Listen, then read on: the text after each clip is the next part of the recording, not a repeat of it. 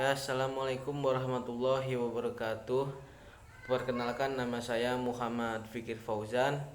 Saya dari kelas PIC semester 5. Saya akan menjelaskan tentang desain kurikulum. Desain kurikulum ini mendeskripsikan ataupun menjelaskan secara terperinci tentang komponen yang harus ada pada setiap kurikulum, serta desain kurikulum yang dapat digunakan untuk proses pembelajaran. Desain kurikulum menyebutkan bahwa dalam kurikulum itu terdapat beberapa komponen. Komponen-komponen tersebut saling berhubungan satu dengan yang lainnya. Oke, saya akan menjelaskan pengertian desain kurikulum, macam-macam desain kurikulum, bagaimana sifat-sifat desain kurikulum, bagaimana strategi pengembangan desain kurikulum. Dari pengertian desain kurikulum, desain itu adalah gambaran model ataupun rancangan, dan desain kurikulum ialah gambaran atau rancangan sesuai dengan visi dan misi sekolah. Fred Percival dan Henry Ellington mengemukakan bahwa desain kurikulum adalah proses perencanaan, validasi, implementasi, dan evaluasi kurikulum. Dapat disimpulkan bahwa desain kurikulum merupakan suatu pengorganisasian tujuan, isi, serta proses belajar yang akan diikuti siswa pada sebagai tahap perkembangan pendidikan. Dalam desain kurikulum akan tergambar unsur-unsur dari kurikulum, hubungan antar satu unsur dengan unsur yang lainnya, dan macam-macam desain kurikulum. Yang pertama, desain terpusat mata pelajaran. Desain terpusat mata pelajaran merupakan desain kurikulum yang paling umum dipakai di sekolah. Pada desain ini, menu pokok kurikulum adalah pengetahuan sebagai konten pertama kurikulum. Selain itu, dan ada subkategori dari desain terpusat mata pelajaran. Yang pertama, desain mata pelajaran. Yang kedua, desain disiplin ilmu. C, desain bidang. D, desain korelasi.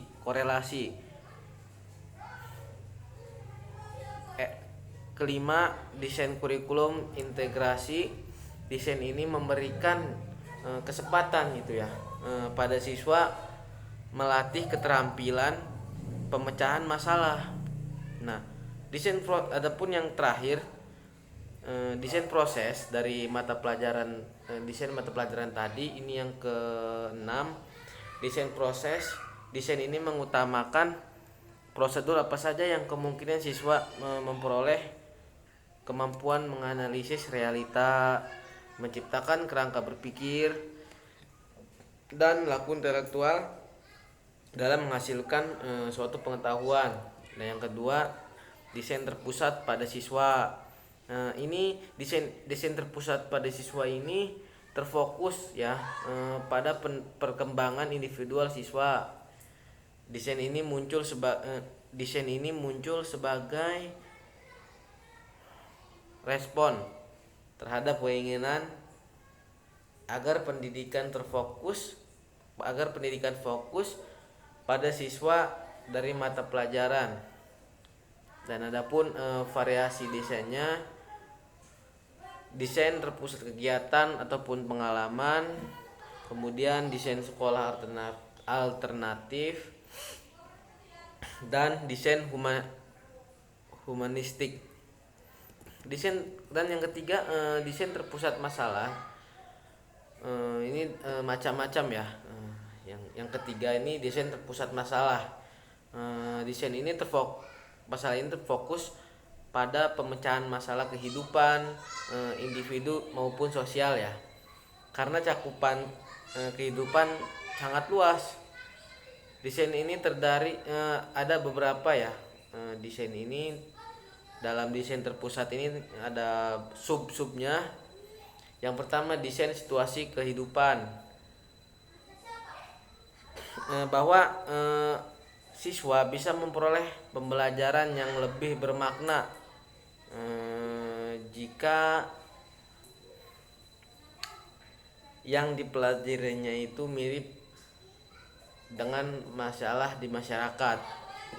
Kemudian desain inti, kurikulum inti didesain untuk menyediakan pendidikan umum bagi semua siswa terkait masalah kehidupan manusia umumnya. Menyediakan pendidikan umum bagi semua siswa terkait masalah kehidupan manusia umumnya. Kekuatan desain ini berkaitan dengan konten yang bertumpu. Kemudian ada desain masalah sosial dan rekonstruksi. Dan saya akan menjelaskan sifat-sifat desain kurikulum. Yang pertama strategis, yang kedua komprehensif, yang ketiga integratif, kualitas dan kuantitas, realistik, berdasarkan kebutuhan nyata ya, real gitu, artinya nyata yang benar-benar terjadi, dan kebutuhan masyarakat. Humanistik ini menitik beratkan pada pengembangan sumber daya manusia, baik itu kuantitatif maupun kualitatif. Dan futuralistik mengacu jauh ke depan dalam merencanakan masyarakat yang maju. Kemudian perencanaan kurikulum mengacu pada pengembangan kompetensi sesuai dengan standar nasional. Kemudian sifat-sifatnya itu bersifat desentralistik karena dikembangkan oleh daerah sesuai dengan kondisi dan potensi daerah gitu, kondisi objektif. Bagaimana strategi pendekatan dalam pengembangan kurikulum? Pendekatan dalam pengembangan kurikulum ini ada dua yang dapat diterapkan dalam pengembangan kurikulum. Pertama itu pendapatkan top down atau pendekatan administratif. Pendekatan top down ini disebabkan pengembangan kurikulum muncul atas inisiatif dari pejabat pendidikan. Contoh seperti lembaga-lembaga yang berwenang ini berfokus pada pendidikan itu merancang ataupun menyusun suatu kurikulum. Nah, ini yang disebut dengan pendekatan top down. Dan jelas bahwa inisiatif penyempurnaan ataupun perubahan kurikulum ini mulai dari pemegang kebijakan kurikulum seperti yang berwenang tadi, pejabat ataupun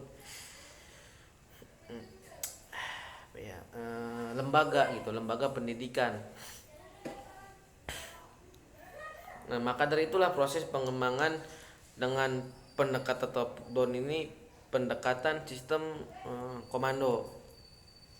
Dan kemudian pendekatan grassroots.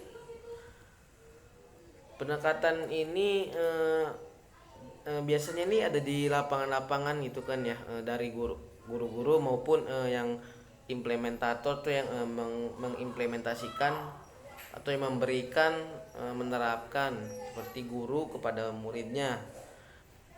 Dan kemudian ini menyebar pada lingkungan yang luas ataupun masyarakat. Pendekatan ini juga disebut kurikulum dari bawah ke atas karena sifatnya yang demikian, dari guru terus ke atas. Yang dimaksud dengan pendekatan cara kerja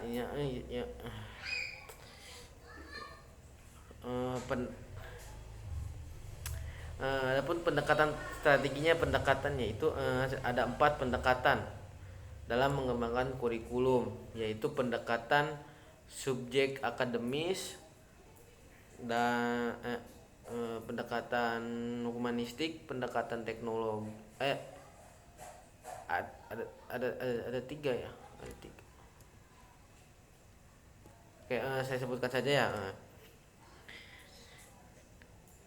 Subjek akademis. Pendekatan ini adalah pendekatan yang tertua ya. Sudah lama lah, artinya sudah lama diterapkan sejak pertama sekolah berdiri. Dalam pendekatan ini mengutamakan sifat perencanaan program dan juga mengutamakan penguasaan bahan dan proses dalam disiplin ilmu tertentu. Pendekatan humanistik nih yang selanjutnya, kurikulum ini berpusat pada siswa atau peserta didik dan mengutamakan perkembangan afektif peserta didik sebagai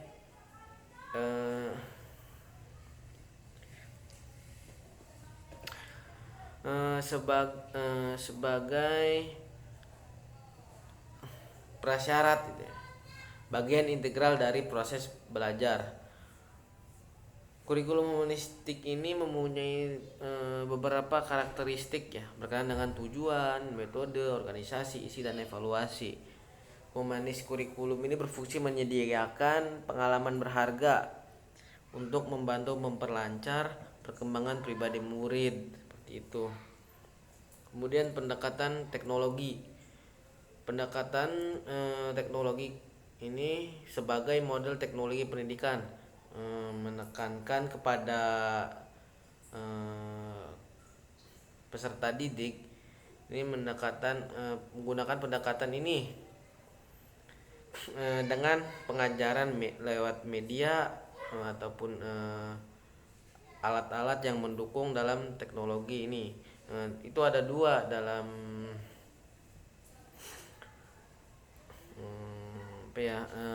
dalam konteks kurikulum ini, 2 aspek, yakni hardware, software. Dan hardware ini berupa perangkat keras seperti proyektor, TV, LCD, radio, dan mouse gitu, macam-macam yang bisa mendukung proses pembelajaran ini berlangsung seperti itu. Dan softwarenya itu berupa teknik penyusunan perangkat lunak lah gitu kan.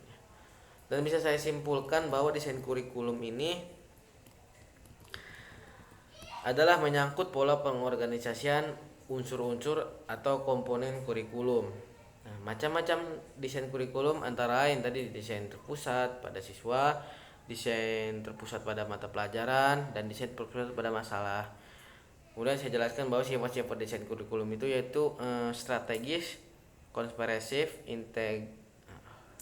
integratif, realistik, humanistik, futuristik, dan sebagainya ya, merupakan bagian dari integral. Fungsinya ini untuk melayani keragaman peserta didik yang bersifat desentralistik. Kemudian pendekatan pun ada kurikulum itu ada 2 ya, top down dan juga pendekatan grassroots. Dan kemudian menjadi kebagi 3, pendekatan subjek akademik, pendekatan humanistik, dan pendekatan teknologi. Oke, cukup sekian, kurang lebihnya mohon maaf apabila ada kesalahan ataupun kekeliruan dalam penjelasan ini. Kurang lebihnya mohon maaf. Wallahul muwaffiq ila aqwamit thoriq. Wassalamualaikum warahmatullahi wabarakatuh.